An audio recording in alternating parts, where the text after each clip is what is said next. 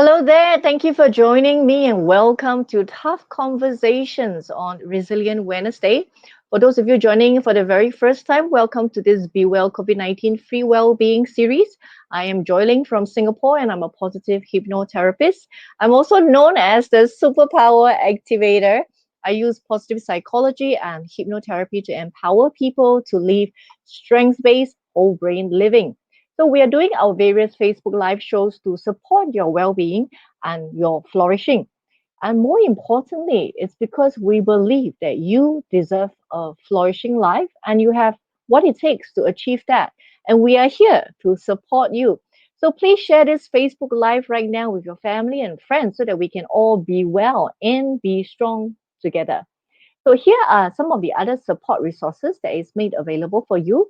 We have the Strengths and Joy podcast, which is available on Anchor FM and on Spotify. We also have a Facebook page called We Are Healthy, Well and Connected. We have a private Facebook group called the Strengths and Joy podcast. We also have SuperPact Joyling YouTube channel. We have Facebook Lives on Super Monday, Resilient Wednesday, and Self Care Friday on this page. Super Pack with Joy Method at GMT 4 p.m., which is Singapore, Malaysia time. So, Super Monday is where we explore how to develop your strength. So, make your Mondays super powered with us. Now, in this pandemic, resilience is the name of the game. So, apply science based research findings into actionable strategies that you can apply for yourself and share with your family and friends to be more resilient. Let's be pandemic proof together. Now, on Self Care Friday is where we will learn tools and techniques that we can apply for ourselves whenever we feel stressed. So, take care of your own well being and also take responsibility of those under your care. Welcome to Tough Conversations on Resilient Wednesday, where we learn tools and the right mindset to be resilient and to be inspired by real life stories where people took responsibility for themselves and they bounce back with purpose, self compassion, and a growth mindset. Now, Nelson Mandela says, do not judge me by my success. Judge me by how many times I fell down and got back up again. Today is a meaningful episode as we embark on our tough conversation with on Resilient Wednesday with Serene, a heart transplant survivor. So, who's ready to have a tough love conversation with me? Give me a thumbs up. So this condition that Serene has is called dilated cardiomyopathy, and this DCM is called DCM in short. And DCM is a condition in which the heart's ability to pump blood is decreased because the heart's main pumping chamber, which is the left ventricle, is enlarged and weakened. So in some cases, it can prevent the heart from relaxing and filling with blood the way it should be. So, what was it like experiencing a heart condition that have Serene completely at the mercy of a battery pack? What were her physical, mental, and emotional challenges? And how did she cope being a mother to three young children and having the heart condition at the same time? And what did she think about during the challenging time? What tools did she use to support herself? And what advice does she have for people going through their own crisis at the moment? So in 2011, Serene was diagnosed with heart failure. So the next time when you think about a battery pack of your smartphone, think about Serene. For every 6 hours, she had to replace one of the two external batteries powering her mechanical heart pump. If one of the batteries fails, she may die. So in January 2014, Serene participated in the creation of the first support group in Singapore for people who have been fitted with the LVAD. And through the group, she shares advice with and befriends a number of the patients with heart conditions.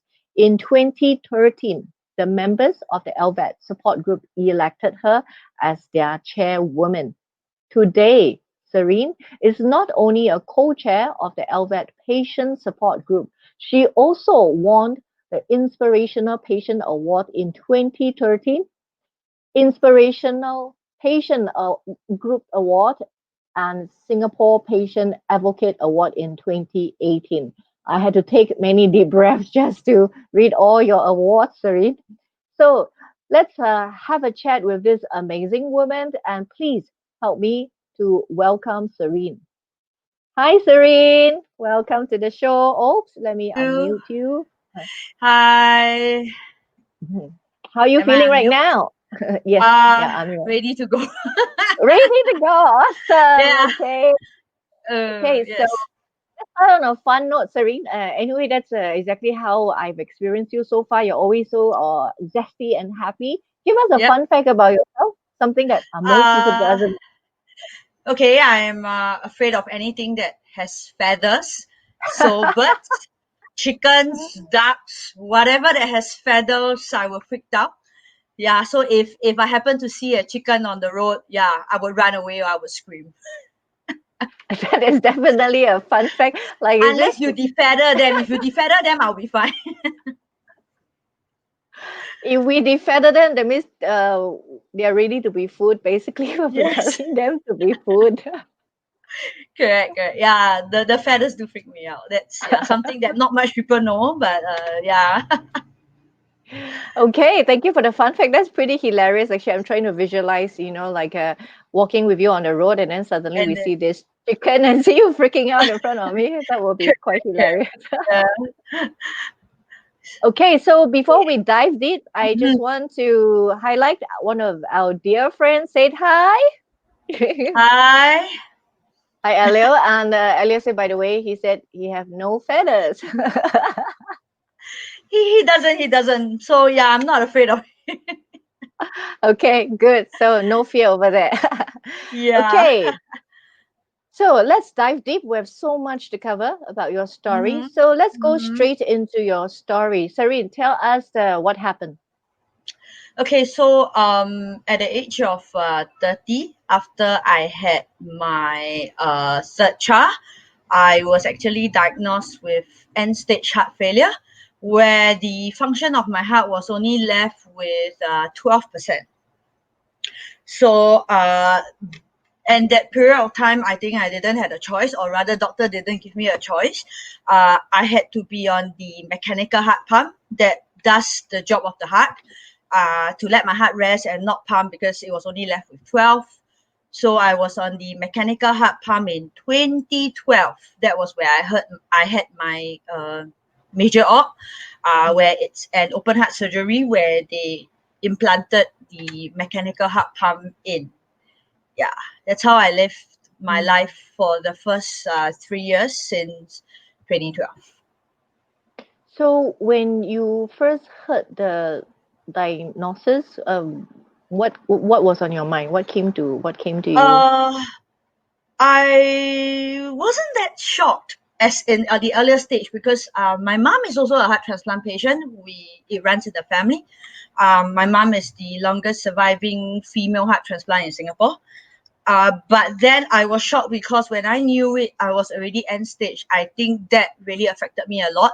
I thought I could, live on with heart failure, maybe without without major ops. But when I knew it, it was already that bad, and I felt uh, helpless. I actually told a doctor in ICU if I could run away, as in, I asked him to discharge me in ICU and said, can I go home? I didn't want the op. I didn't want that mechanical heart pump. But obviously he said no. So I didn't have a choice. I cried the night before, just before I had the implant for the mechanical heart pump. Yeah. Mm. So it sounds like you, in your mind, you thought you maybe kind of like, oh, I got away with it. Like I'm already a certain age. I think it's okay. It won't happen to me. And then suddenly, the next thing you know is your Yes. doctor telling you your heart is pumping at only 12%. What does it mean Yes. when someone's heart pumps only at 12%? Um, you can die any moment, anytime. uh, and it's really end stage. So anytime once your heart will be so bad, it can just stop anytime and there and then I could die. So in a way, I was glad that I was diagnosed in a way earlier with the 12%. And so yeah, I had to be on the pump as soon as possible. I cannot just wait. So I was in ICU, and then yeah, I couldn't go home. I had to be on the pump. I didn't have a choice. How did your family respond? Because it's everything happened so suddenly, and then suddenly mommy can't come home. Mommy has Uh, to be on heart pump. yeah, the I had to explain to the kids, like I was actually having the same condition as their grandmother. It's just that those days there wasn't a pump, and my mom had a heart transplant almost like within 6 months. So I had to explain to them that I'll be battery operated. I'll be different from anyone else. It took them a long while to accept, Mm. or rather to dare to tell their friends in school that I'm different. I'm not like the usual mom outside. When the museum mom that they have that don't have a wire sticking out, the usual ones that go out to work, come home after work. But I'm different, and it took them about a few years, or maybe 2 years, one year, Yeah. 1 year about that, to get used to, or rather be proud of me, and tell friends that my mom is different. Yeah. Hmm. So I know a lot of your hardship really come from the day-to-day handling of the heart pump, having to carry the haversack everywhere you go. So tell us more about that part. Okay, so I am actually fully battery operated, meaning if the battery runs out, or the wire breaks, or something happens, I am dead. My heart would stop, or rather the pumping would stop, and there will not be enough blood to circulate my brain and the other organs. So showering is a problem. You cannot just enter the bathroom and just on the shower like what usual people would do. You have to wrap yourself. So I have to wrap myself on my body so that the wire doesn't get wet. The exit side, the place where the wire comes out of my body doesn't get wet. So it prevents me from having infection. And also I have to wrap the battery and the controller that I'm carrying on 24/7, which is about 2.5 kgs. Wrap them with Ziploc bag, and make sure when I shower no water gets in. That's a hassle in a way. And I have to do sterile dressing every day. And that would take me about 15 minutes every day just to do sterile dressing on myself. Uh, and of course, at night, I have to charge myself on the AC. It's like at night when you charge your handphone, it's exactly the same. Yeah. So if there's a power failure, you just make sure you have enough batteries that are connected to the controller. So life on that was, I wouldn't say tough, but at least I don't get breathless. I can walk. I can do normal things, I can do things like what people can do where I cannot. I couldn't do that time. That kind of thing. Of course, cannot swim, cannot run, but at least I can walk and not feel breathless, and shower and not feel tired. Yeah. Well, Serene, you make it sound like, yeah, it really wasn't such a big deal, but like as you were describing, I really cannot imagine. It's not something I do one time every day. When I shower, I have to do all this Yes. Correct. Correct. meticulous preparation, because Correct. if one thing go wrong, then like, Gone. Gone. yeah, it can be Yeah, gone. gone. You're dead in that split second. And you make it sound like, it really wasn't that bad, and that's what I have has struck me about you during when I first got to know you, and when we chat, is like you just have this optimism, even though things are challenging, but you were just like, it's Mm, okay, like let's get on with mm. the show. And I've always found that amazing about you.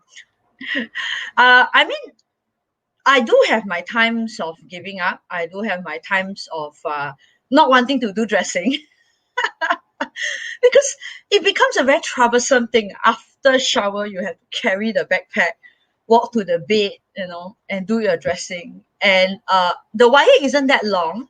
So even as you shower, before I even shower, I have to make sure my shampoo, my towel is within hand's reach.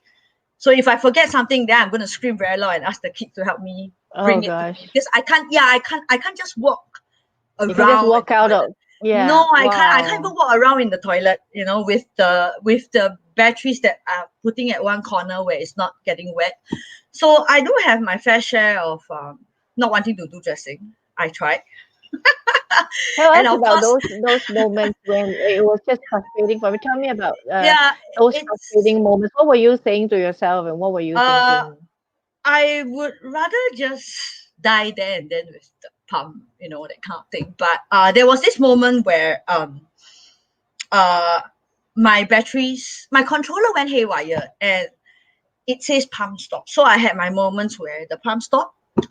And yes, I was going to die there and then at the train station. But my that time my daughter was 11, and if it's not for her, I wouldn't be sitting here talking to you. She had to rescue me or save me physically, where the spare controller was in her bag. So she had to, in a way, saved my life with my life was in her hands. And I just knocked out the moment my pump stopped. It was in the train station. Everybody Y- came along trying to help, but they don't know what to do because I don't have a pulse, I don't have a heartbeat. Oh So my gosh. all she did was she called my transplant coordinator and listened to the phone on, you know, the instructions of what she needs to do. And there's a passerby that came along and helped her, as in because you need the strength to unplug that wire from the controller and plug it back to the main controller. And so, yeah, if it's not for her, I wouldn't be sitting here. And that was when I felt, I knew that I think if I would have died there, then I think the kids, they would go, you know, me dying at that age and they are still so young. And that was when I realized I cannot just give up like that. There are moments that I felt I wanted to, but I remember her screaming as she was trying to save my life. And that was when I realized, nah, I shouldn't just let go of my life in a way for the kids. Yeah. Wow, that must be quite a frightening episode Yeah, for yeah, you it was. and for your daughter as well. Yes, yes. Oh, mm, I also remember there was you expressed frustration about carrying the backpack all the time during our conversation. yep. Right when you said like, oh, why are other people walking around freely and I have to carry this 2.5 kilo behind me all the time, and this is my life. Yeah, yeah. It's heavy.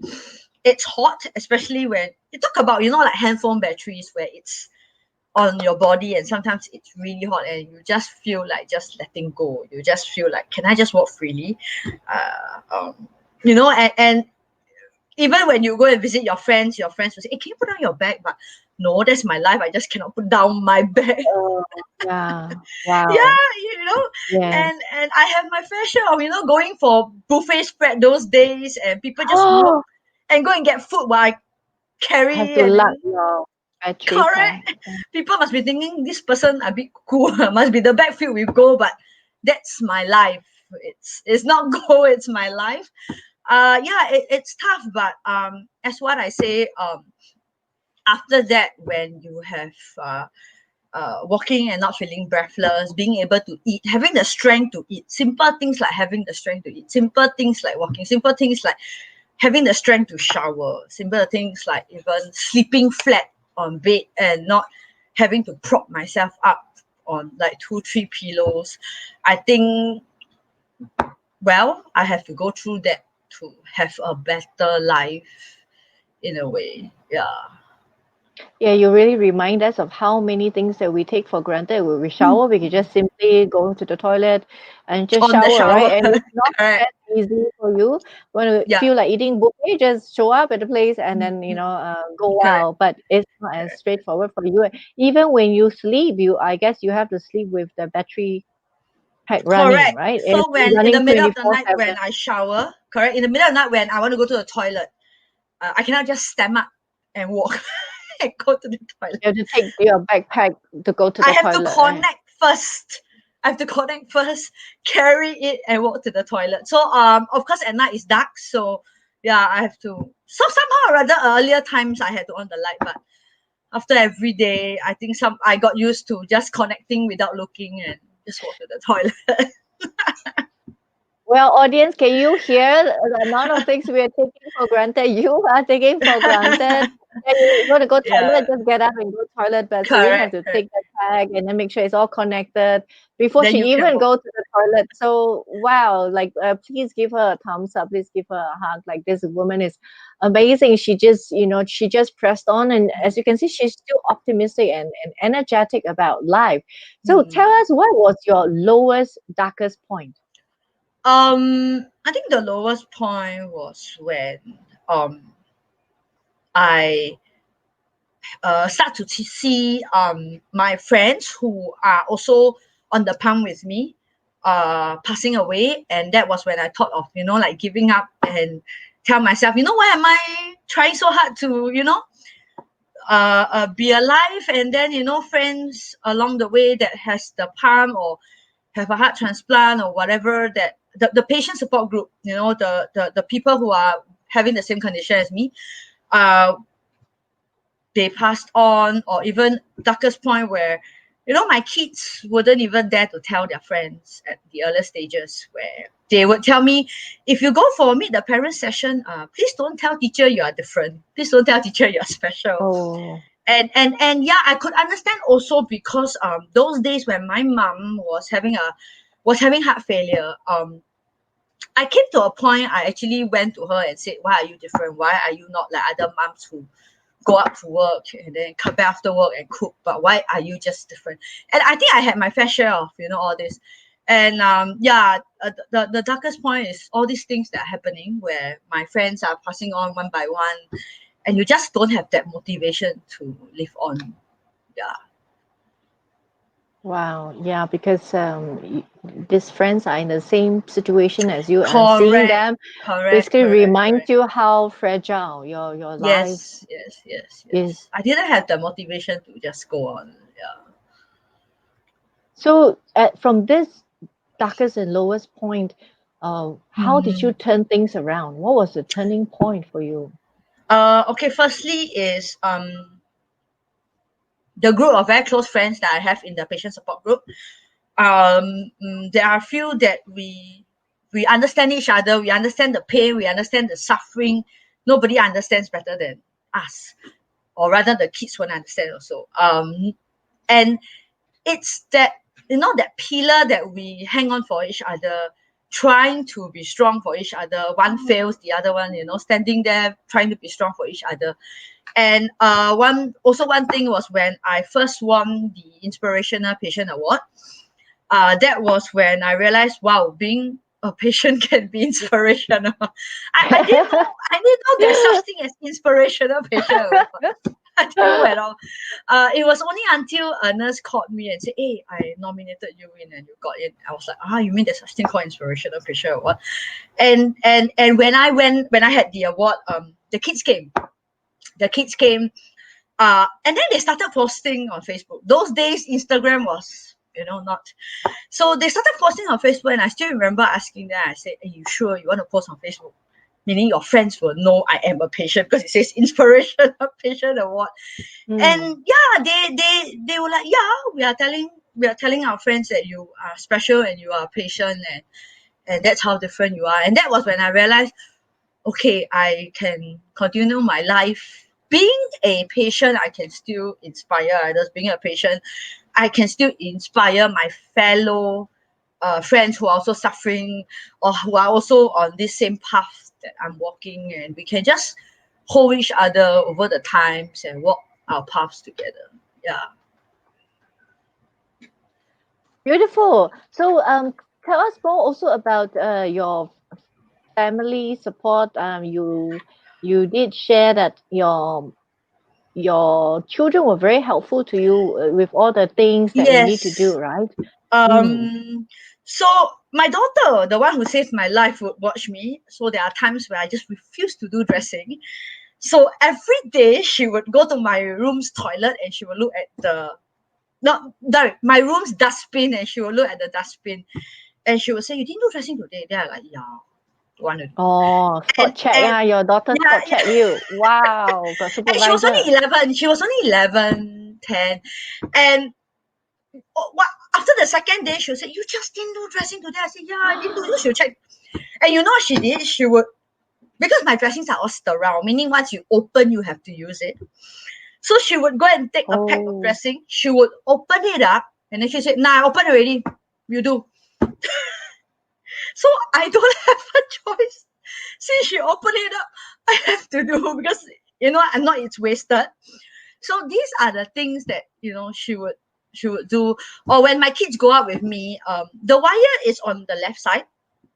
Um, and when I carry a backpack, more or less, there would still be a wire that is sticking out. Of course, I can't be mm. covering up fully. And Mm. tendency of people walking past me and accidentally Hooking pulling the the wire. wire. Yeah, Mm. hooking the wire. It's Oh, very, yeah. So whenever I'm out with them, they will definitely stand on my left. wow, Yeah, such they a will stand on nice my left. Yeah, small they will stand on gesture my left. of love. And then they will make sure that no one walks on my left, and just make sure I'm not being accidentally hooked by other people, and then that's where something happens. So they are the simple things that they would do. Also, when my battery runs low, there will be an alarm. Me being lazy, alarm can tong you another 1-2 hours. Lazy, that's your life hack.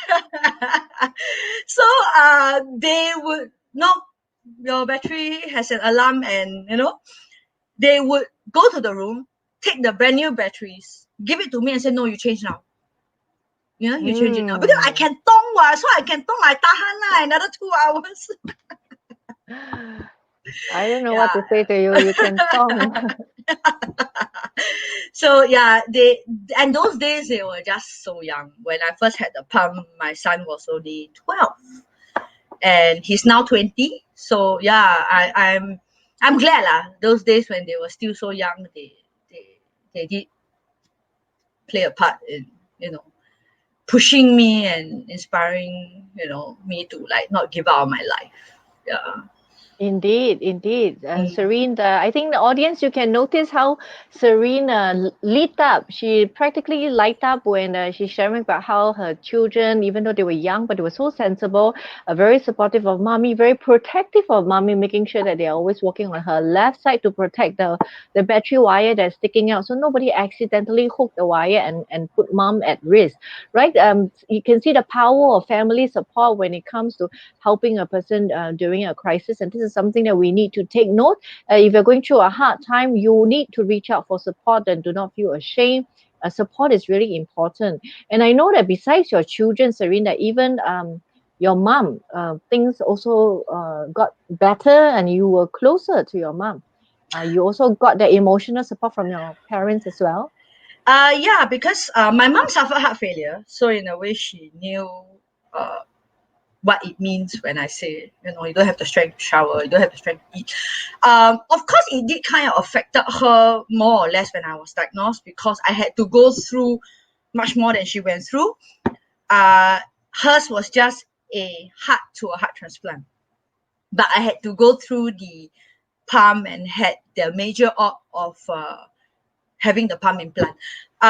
She would stand by me and always tell me that the the the heart centers group of patients, because she saw through those days where she also had her own group of friends that supported her, those who were suffering together. And she always tells me, uh, uh, get close to them, be close to them, so that you all understand each other. Nobody was gonna understand you except yourselves and your group of friends. And yeah, she would always check on me and make sure I'm fine.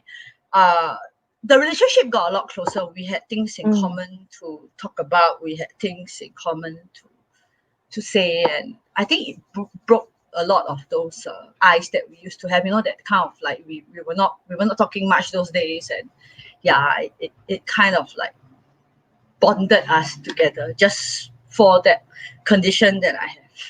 Yeah. Mm, Mm. beautiful. I think in every adversity there is still blessings and lessons that we can learn if we look deep enough. So I'm really glad that despite what happened, the good blessing that came was that you got closer with your family. So here we Mm. can see how family and social support really played a big part in you building your resilience. And I know that besides that, another factor that helped you be strong was the fact that you had acceptance. You had acceptance about what is going on in your life. Can you talk to us more about that part? Um, I accepted that I have to go through that. I accepted that after this, I will have to go through another major op, which is if a heart comes along, then I have to go through a heart transplant. Uh, I saw how much my mom went through when she first had her heart transplant. Um, the medications and things like that. And I'm always reminded by her life and how she always smiles no matter what. And that I slowly got used to. Knowing that after the pump, no matter what, one day when the heart comes, I have to go inside the operating theater one more time to go through a major op. Of course, that moment was tough lah, knowing that you have to be open up again. But yeah, I came to a point where life still have to go on. No matter what. Uh, I think we are not superheroes lah. To me, I feel I'm not superhero, but you just have to be thankful for every day. Be thankful for what you have. Uh, Even as you wake up and you see the sunshine, then be thankful for that day itself. Every day, living is already a bonus for all of us. Yeah. Hmm, indeed. And I also know that you had various sense of purpose, various purposes that help you to want to live on, want to see another day, another sunshine, right? In the various areas in terms of your work, your volunteer work, and in your family life. Can you share with us all these various purpose that you found in your life that really helped to make you strong? Okay, so apparently, because the 3 years when I was on the palm, I wasn't working. So I decided that maybe I should go to the wards and visit patients. And there was this particular patient friend that was in the wards for months. And every day it came to a point, it was a routine of to keep my day going. I went to visit her. And then I started finding love in walking the wards, finding joy in also in the wards where, the nurses know you.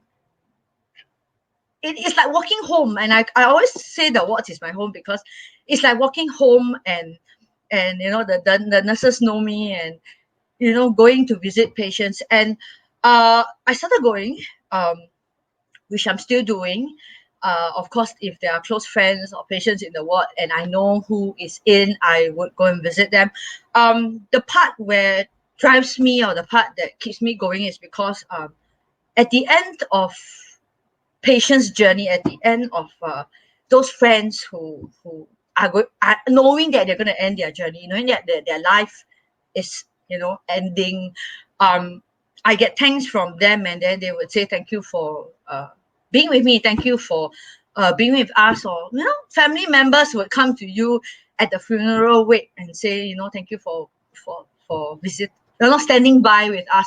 And that was my motivation to tell myself that even though I'm a patient, even though I have my own condition, but I can still be a blessing. I can still help others. I can still inspire others, even though I am not that ordinary after all. I am a patient that has a heart condition. Yeah, and that drives me along, knowing that I'm a blessing to people.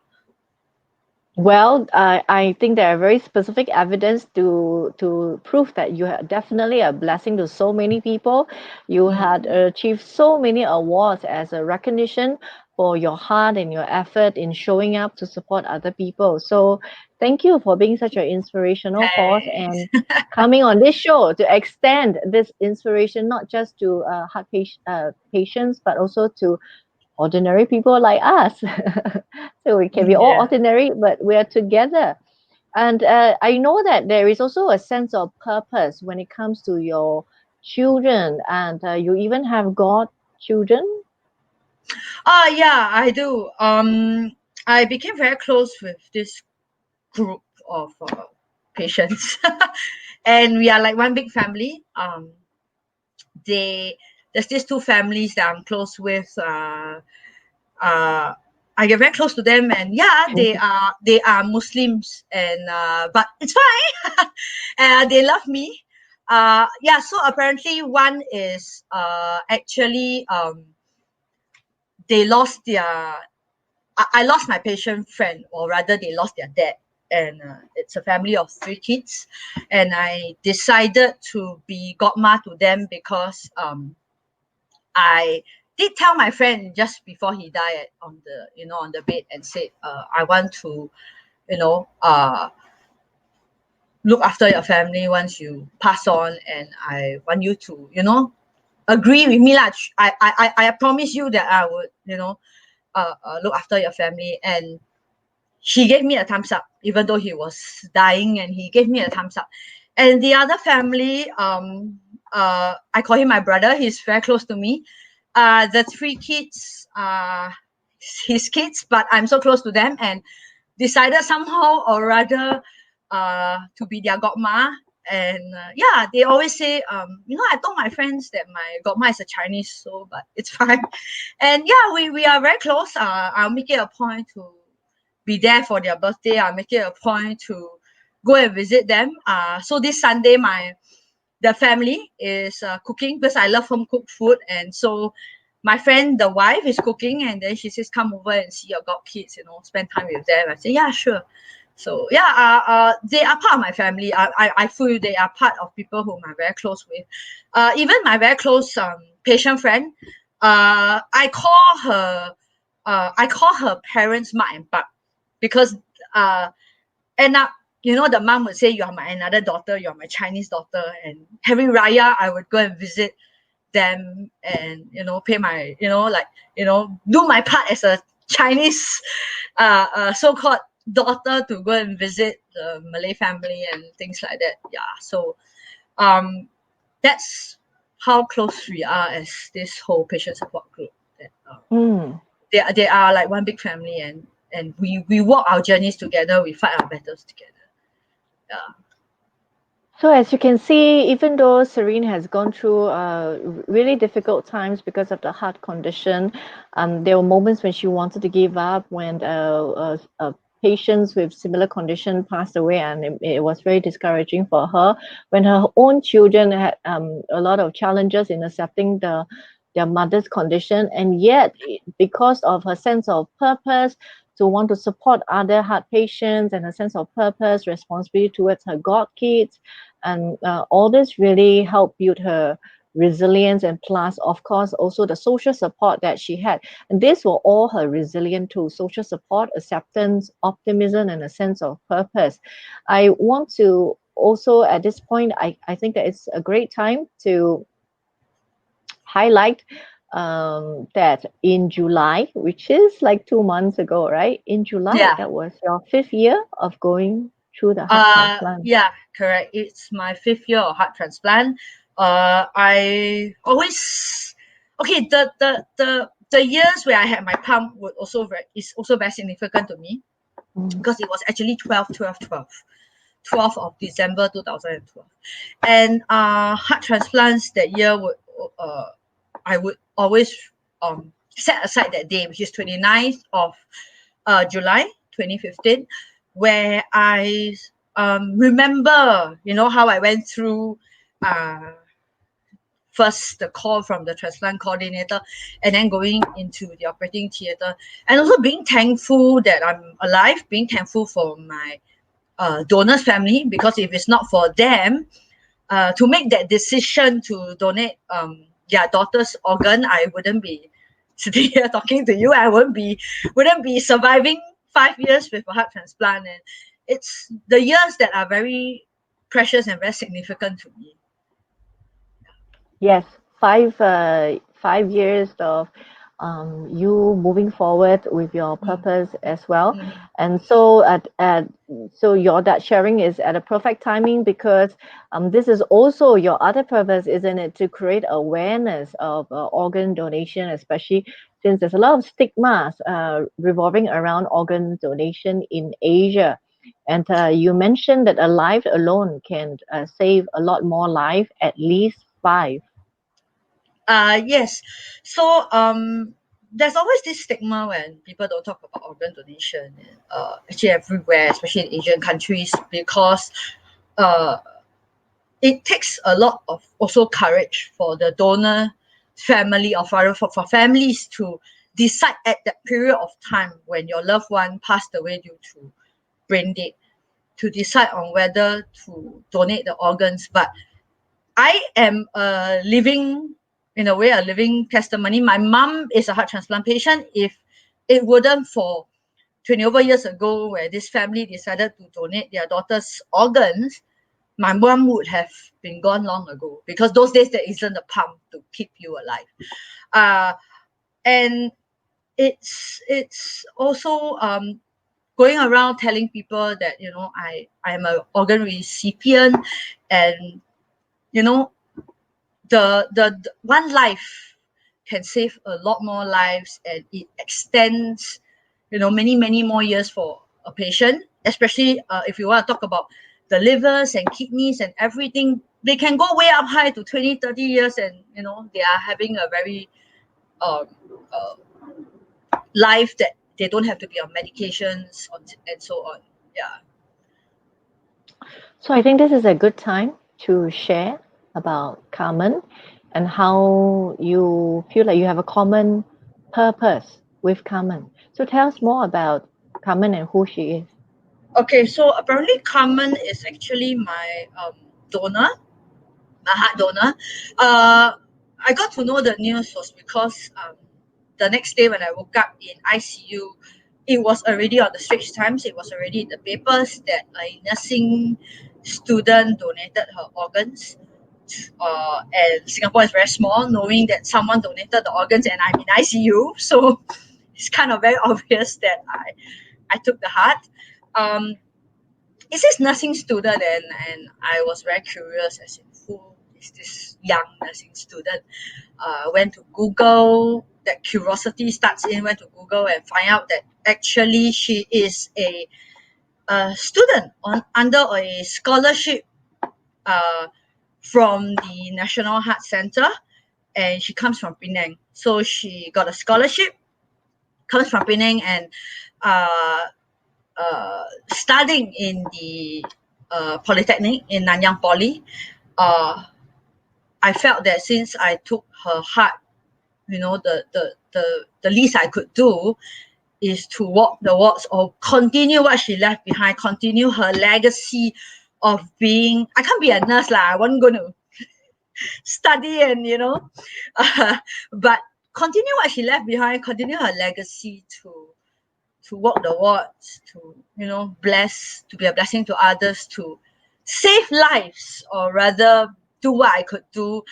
And of all nursing student, National Heart Center's nursing student, I'm a heart patient. I'm a National Heart Center's patient. So I would tell myself, or rather I tell myself that no matter what, I have to continue her legacy for as long as her heart beats. She's going to walk the wards if she's alive. She's going to walk the heart center's wards. And since I'm a patient and I have been walking the wards when I had the pump, I have to continue doing that and continue until her heart stops. Uh, to walk the wards, to talk to patients, to inspire others. That's what I will do and continue her legacy. Yeah. This story was very moving for me when Elliot, who was the one who suggested for you to come on the show, when he shared the story, I was very touched. I was incredible how you very purposefully followed the father, connected with him, and how you're all very close together, and now you feel a sense of responsibility, that Carmen's legacy must go on. Her dream to be a nurse, to take care of other people, must go on. And every time that you walk the ward, that's two-person walking the ward, you and Yeah, correct. Carmen. And you yourself became a volunteer because you had the same heart, you had the same passion and desire as Carmen to support heart patients. So this is an incredibly beautiful story. So thank you so much for sharing this story with us. And it's, it's real life, real life inspiration that really makes you think about there's so much we can do in life, and there's so much that we can do and make a difference and leave a legacy. Yeah. So I want to share a comment that Elliot has said about you. So Elliot is saying that you are an amazing and awesome person. You give so much of yourself, often at expense of your own well-being. And you are all heart, haha. and and inspires and motivates him to do even more. And here, Elliot, we're talking about a twice cancer survivor. So as you can see, whether you agree or disagree, Serene, the reality is I am surrounded by superheroes, and that includes you. He's my inspiration too. Yes, as am Yeah, I. yeah, Yes, correct, correct. very inspiring people in our midst. So Mm, we have a really big treat for you guys, audience. We already have this amazing sharing from Serene. Thank you for sharing your story and thank inspiring us you. to also embark on our own resilience journey. So we have a very special guest that is coming in to join us for our show, and this person is none other than the father of the heart donor. So we have Mark, Carmen's father, right now with us, and he will be coming on to say a few words. So, Mark, welcome. Hi, Mark. Oh, let me unmute you. Hi, Hi, Mark. Daddy. Mark, we can't hear you.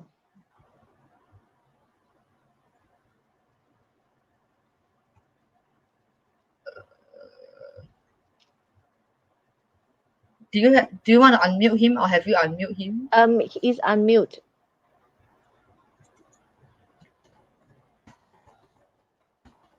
Okay, try to say something. I think I can hear your background noises.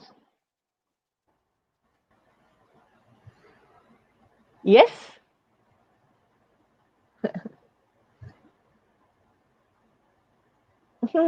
Okay, I'm going to mute you and unmute you again.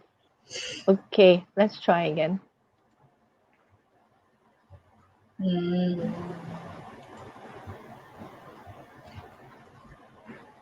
I hear some background noises also. Yes, there's background noises. Mark, can you say something? Um, He can't. Can you hear us? you can hear us, but we can't hear you. That's a bit strange.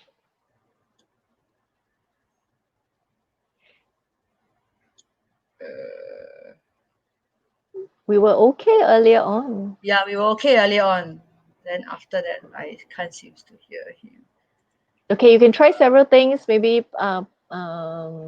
okay, why don't you exit the studio and try entering it again, and then I'll bring you on screen. So you just exit and come back using the same link.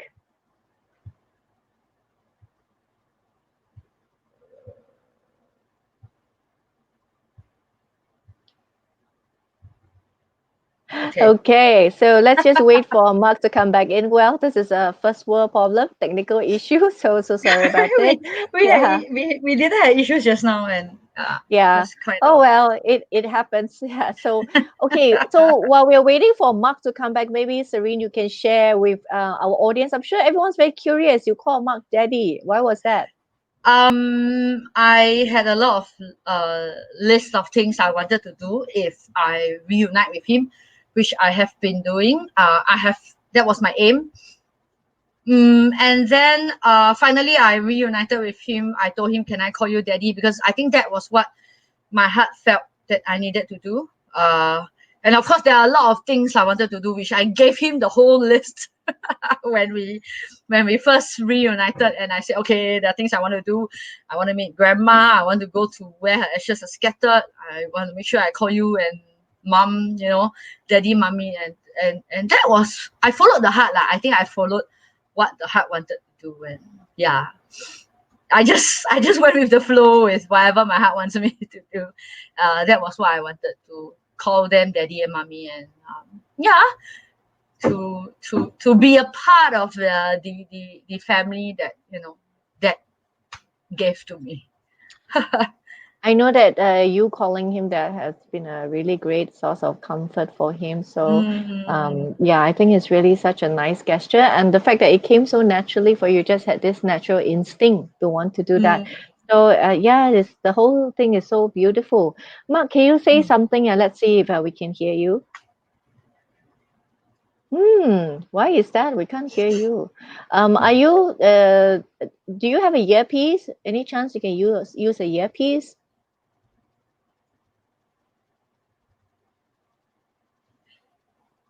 Or maybe increase your volume. I could still hear the sound.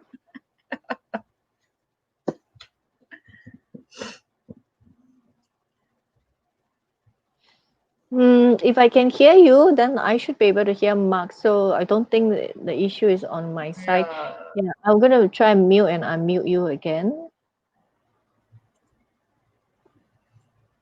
Hmm. Try. Hello.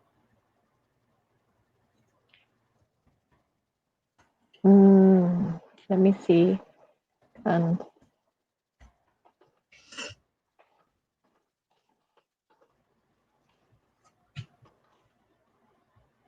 okay, I think maybe he's trying to come in again. Okay.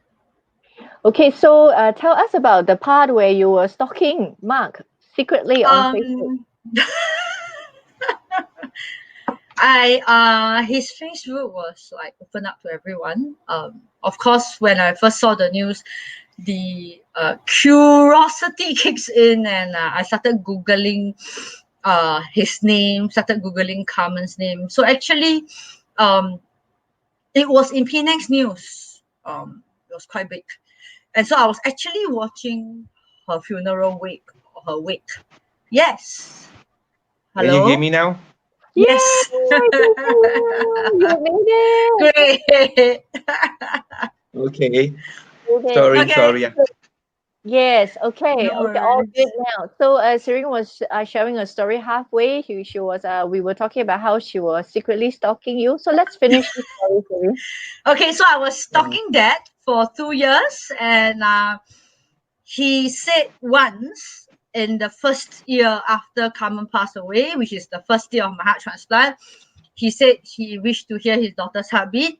I think that period of time, it was good that I didn't do anything, because I think the both of us needed some time to settle ourselves, settle the loss, settle the whole emotions. And so the second year, he posted one more time, and then he said, if only there's a miracle, I want to hear my daughter's heartbeat.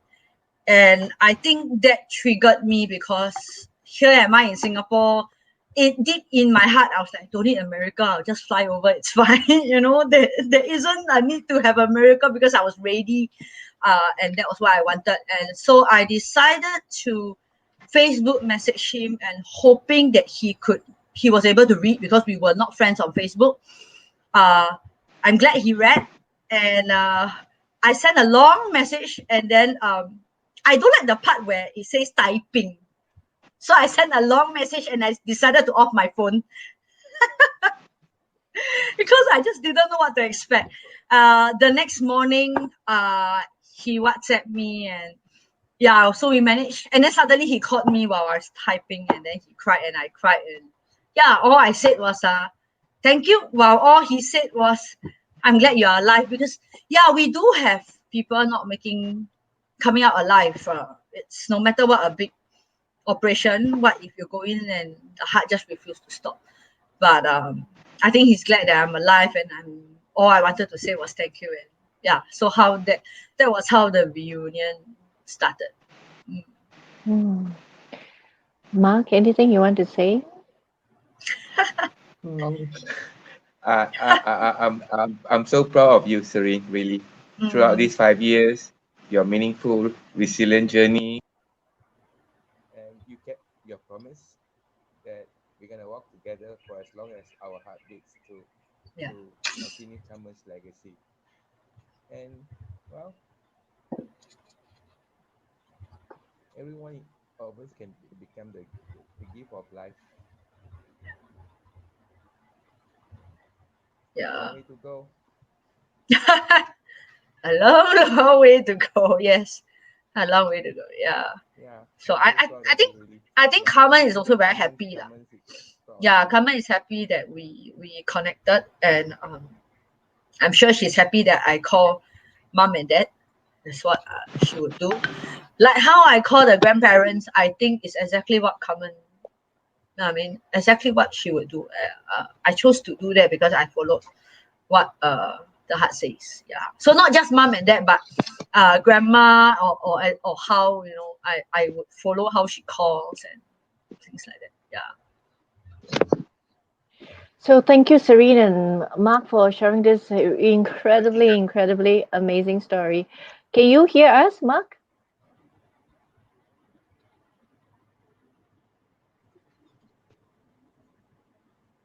Okay, maybe internet in Penang is not so good. The internet in the attic is not so good. Okay. Okay, so thank you, Serene, and thank you, Mark, for sharing like this incredibly beautiful story that is your life story. It's such a rare privilege for us to, yeah, break. Can you hear me? You having problem hearing me? Okay, I think we'll just continue since Mark has his own special episode coming up soon. Yeah, so we'll just continue on. So thank you for your sharing, and I'm so glad that even though there were some hiccups, but Mark was able to come in and to say a few words and to share how he's very proud of you, Serene. I know that that matters a lot to you as Yeah, well, that and matters a lot. it's such a heartwarming story, and so glad to be a part, a small glimpse, to have a small glimpse of what you guys went through together. So at this point, I am going to share a very short video about one of our course, which is called The Strongest Self, where you can learn how to discover and develop your character strengths, as well as look into well-being strategies based on positive psychology. So this is a 2 minute video that I'm going to share, and then we will come right back.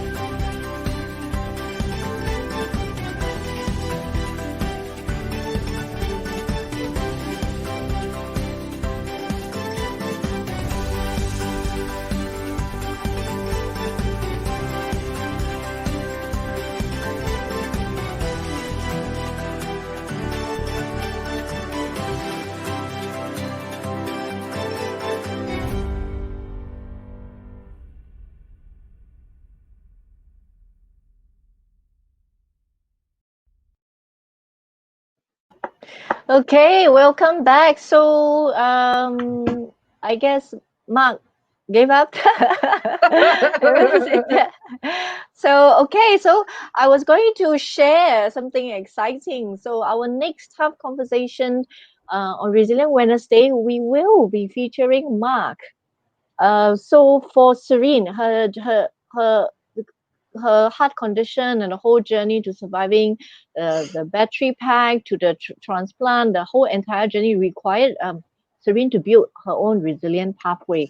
Likewise for Mark, being the father, being the single dad, when his daughter, his only precious daughter, passed away abruptly, he had to set on his own resilient pathway as well, which is a different one from Serene. So I wanted Mark to come in as well to share what was his resilient path look like. So, I think Mark might be back. Speak of the devil, you're going to live a long, long life, Mr. Mark. So I was You just can't hear sharing. us? It's okay. Yeah, it's okay. You just have to Never mind. smile You just smile. and make sure that you at a better place for live video next during our episode. So the next tough conversation with on Resilient Wednesday, we will be featuring Mark, where Mark will share with us how he stayed strong in during his difficult time when he suddenly lost his only precious daughter as a single dad. So thank you all for coming on the show. Really such an honor to be able to interview all of you and such heartwarming stories that you are sharing with us. Not just teaching us how to be resilient, but also inspiring us, inspiring our hearts. So to end our show, Serene, what would be your advice for people who is going through their own crisis or their own traumas at the moment? um, Firstly, I think is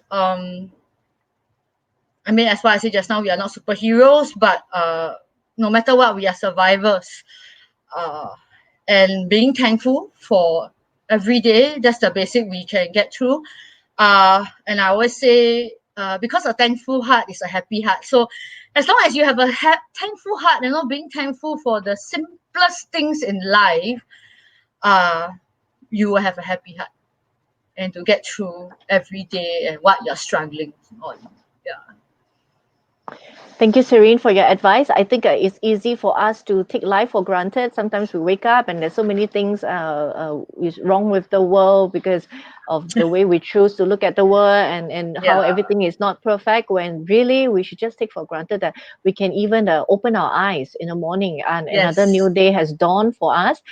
Correct. I read somewhere that every day 2 million people does not wake up, and every day is a gift for all of us who wake up. Yeah. So thank you, Serene, for a very simple but very profound advice, reminder for all of us to be grateful for our life and every day that we have a chance to make a difference. Yeah. Thank you so much. Thank So you. at this point, I want to just quickly share about a conference, an online peace conference that I was invited to speak. So this is just to show this is how it looks like. Oh, let me. Oh, the heartbeat. So Yes, so this is Peace, the Pulse of Humanity World Conference 2020. I will be sharing the link later. So do sign up. It's a free conference. Join me and other speakers in discussing about peace. I think a much needed conversation right now at this point. So do join us for the Peace Conference and do sign up for my newsletter as well. It's a fortnightly newsletter. I will be sharing the link in the comment tab. So the next episode of Tough Conversation on Resilient Wednesday will be featuring Mark, and that will be on the 30th of September at 4 p.m. So do join me then as well. And we probably will have a guest appearance from Serene as well.